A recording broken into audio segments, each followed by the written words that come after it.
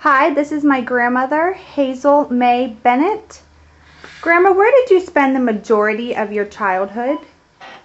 Well, I was born in a little town in Kentucky called Shepherdsville, and I was the second youngest of 12 children. And then my mother died when I was 7, and so my sister and I were put in a girls' home in Louisville, Kentucky. But then, within about 6 months, we were transferred to another orphanage in Cincinnati, Ohio.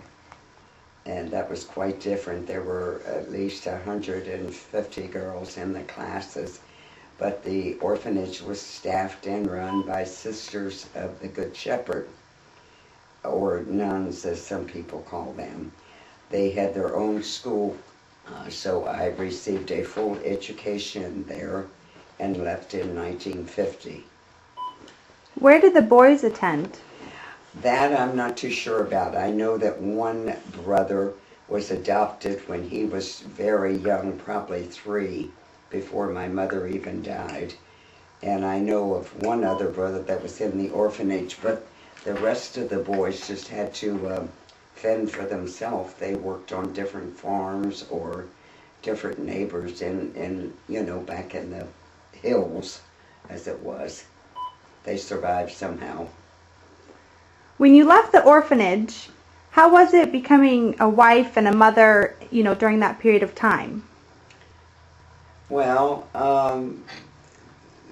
being raised without parents, I always knew that I wanted to have my own family.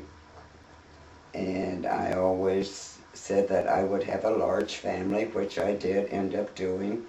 I had left the orphanage, like I said, in 1950.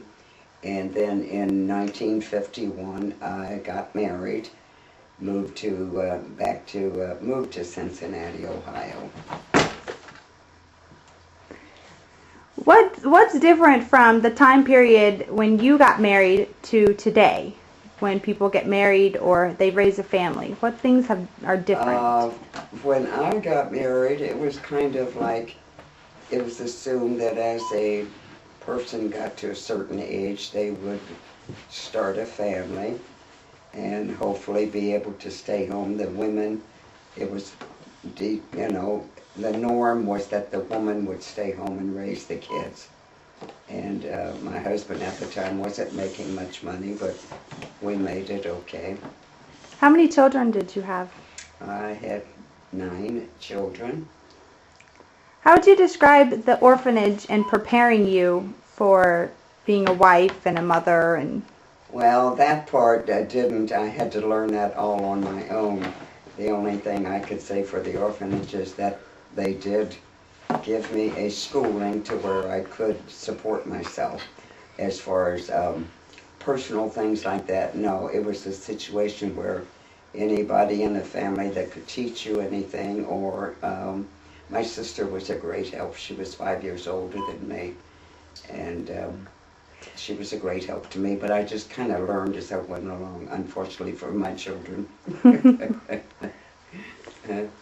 How else would you describe the orphanage in discipline or the schooling? Was it, uniforms or? Yes, we did wear uniforms, even though we were totally isolated from, the rest of the world, per se. We did wear uniforms because they thought that it would instill better behavior from us. The grading was, it was an accredited school system, by the state, so there was no problem there. We were assigned, we always had chores to do also, and at the orphanage we learned another sideline we learned was to sew very well. They had actually like a sewing factory where we made children's pajamas for a firm in New York City. And we would have different jobs, so we learned to work all the different sergers and the buttonholers and the button machines and everything like that, which came in handy. How did you separate at the orphanage? How did you separate your life from, after school hours to on school hours when you were still at the orphanage? It was run pretty much like a home. School would be over at like 3 o'clock, and then we would have outside playtime, whatever, until about 5 o'clock. Supper was always at 6 o'clock. And then after supper, there wasn't really homework. Sometimes there was studying, but no written homework.